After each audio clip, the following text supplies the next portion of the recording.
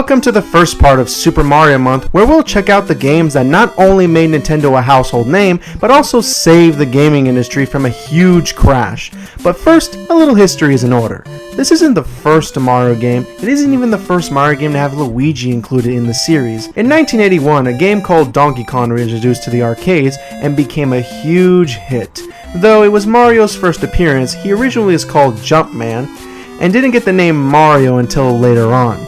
Then came the 1983 game simply called Mario Brothers. There's no Super, just Mario Brothers. It also marked the debut of his brother Luigi. After its success, creator Shigeru Miyamoto wanted to create another game that was different from other games at the time.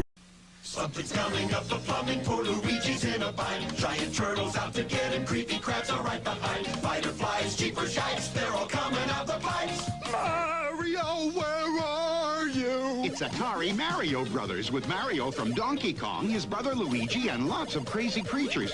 And it's twice the fun when two play at once, because you need all the help you can get. Mario, where are you? Mario Brothers, new from Atari. Most games consisted of one or two screens. With this one, the character and background moved together like a tracking shot in a movie. And of course, the results was Super Mario Bros. From the Nintendo Entertainment System. So, where do I begin? Well, I know a regular person would say that this game was great at the time, but now it hasn't aged well. That's a lie. Super Mario Bros. Still holds up to this very day, and it's still fun. Yeah, the graphics aren't that great compared to nowadays, but they're still bright and colorful. There's a certain charm to how overly simplistic the game looks with everything looking like a pixel. Also, do I even need to mention the theme song? It's one of the most recognizable video game themes in existence.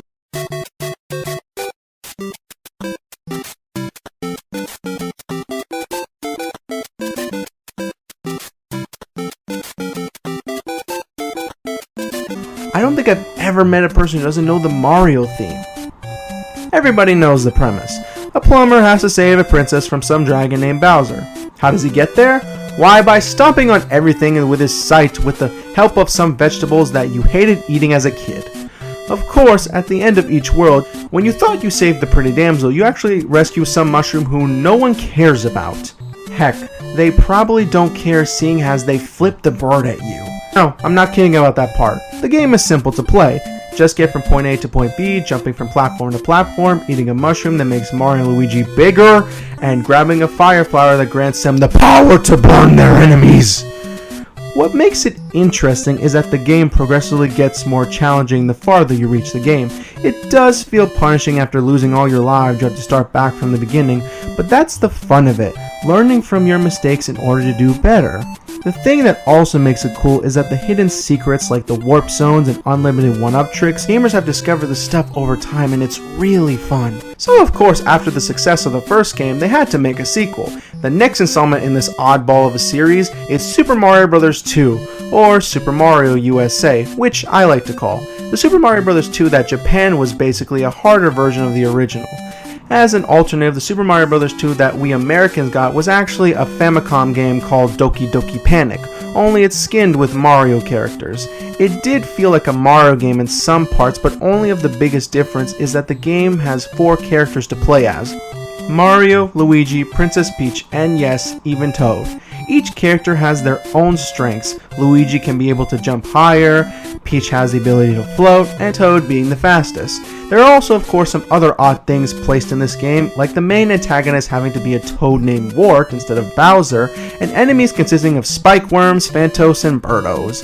Although this game does feature the first appearance of Shy Guys and Bob-ombs, the story of this game is actually a dream. Which putting it on the first time doesn't tell you until the very end, but a lot of kids at the time never bothered to read the instruction manuals. Seriously, we read instruction manuals nowadays, but somehow back then we never did.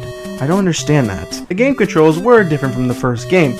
It introduces the mechanics of picking up things and throwing them, all of which can be done by enemies and vegetables. The final boss even has a player choking Wart with vegetables because vegetables are bad? When the game first came out, it was well received, but now I do feel it's one of the most devised Mario games because of how much of a departure it was from the original. To me, I still think it's a fun game, even though I still haven't beaten it yet. So of course, obviously, they had to make one more game because then it would be a complete trilogy. And the final game in the NES trilogy was Super Mario Bros. 3. It is considered the best in the series and also considered the greatest NES game of all time. This game was also really hyped even before it came out because of this film called The Wizard, which I will get to at some point. The controls are still much the same as the first, but I felt that it was smoother and more refined in this installment, and the story is pretty much the same as the first. But hey, Mario doesn't just save Peach, he also saves 7 other kingdoms, so at least there's that. It's thanks to this game that this became the standard formula for future 2D Mario games. Overworld maps to select levels, a variety of locations like Desert, Ice World, and Giant World, and various power-ups, this time with Tanuki Suit, Ice Flower, and Frog Suit, to name a few. While Bowser returns as the main villain, the game also introduces his children, the Koopalings, Iggy, Larry, Lemmy, Lugwid, Morton, Roy, and Wendy, the boss characters in each world. What's also great about this game is just how much fun it is to play. It can also get pretty challenging, but not frustratingly hard. Just make sure you have enough lives to spare. These games really helped out the gaming industry and made such an impact with many gamers. Nowadays, these games are considered classic and loved by many for good reason. They're fun, challenging, and are for good for first-time gamers to try out. And this would only be the beginning of the great adventures of this well-known plumber as he continues his quest into the portable world of gaming. Oh boy. I'll see you guys in the next video.